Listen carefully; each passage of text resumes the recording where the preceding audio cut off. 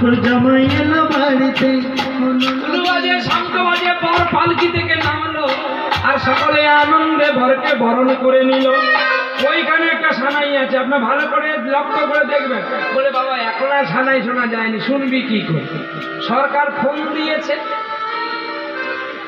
কি কায়দা জানে সরকার, হ্যাঁ ফোন দিয়ে বলছে তুই পালা, তুই পালালে আমার অনেক টাকা বাঁচে। আগে আমার সত্যি কথা, ফোন যখন নাই কারোর সঙ্গে যোগাযোগ নাই, যেইটুকু সাইকেল নিয়ে যোগাযোগ হয়।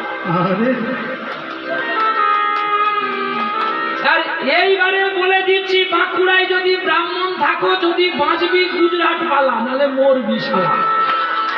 বলে কেন? 250 টাকা হলে বিয়ে করাবে, তোকে ডাকবে কেন?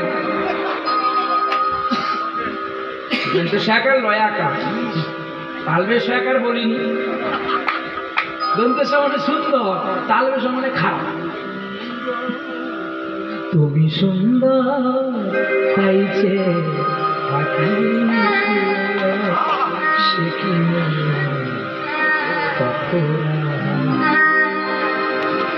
চাঁদের হেরিয়া কাঁদে চকরিনী পরে তুমি সুন্দর হয়েছে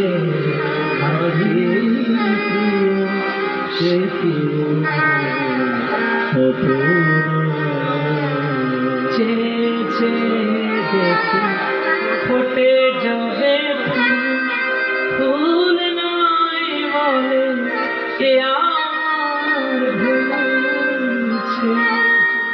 এ সঙ্গীত যত শুনবেন তত লাভ। আর এখন একটা সঙ্গীত বেজে ছি ছি ছি ননি নাই, কোম্পানি আর নাই,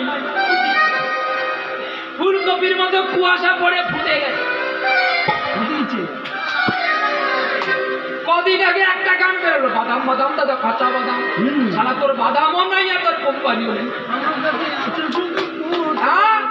আবার কিছুদিন আগে ঠিক আছে ঠিক আছে ঠিক আছে আচ্ছা ঠিক আছে, কোম্পানি আছে কোম্পানি নাই, কিন্তু এই গান এখনো আছে, পদাবলী এখনো আছে। হরিহরয়ে নম কৃষ্ণ যাদবায় নম। আতে মরে গেছে পদাবলী, কি মরে গেছে? এর সঙ্গীত কি মারা গেছে? কিন্তু ওই গানগুলো আর নাই। কেন নাই? না ওরা তো রোজ ভ্যালি কোম্পানি, মাল আসে বছরে 15 দিন থাকে, লুটপাট করে। আবার কিছুদিন আগে ভাইরাল হলো, রেল প্ল্যাটফর্মে লতা মঙ্গেশকর জন্ম হয়েছে।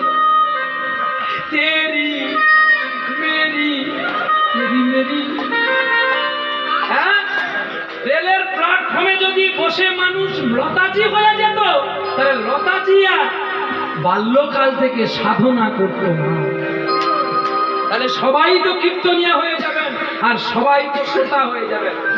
আরে 100 খানা মানুষকে না পড়ালে, তার ছাই না হলে, সেই ছাই না গায়ে মাগলে কীর্তনে হতে পারবে।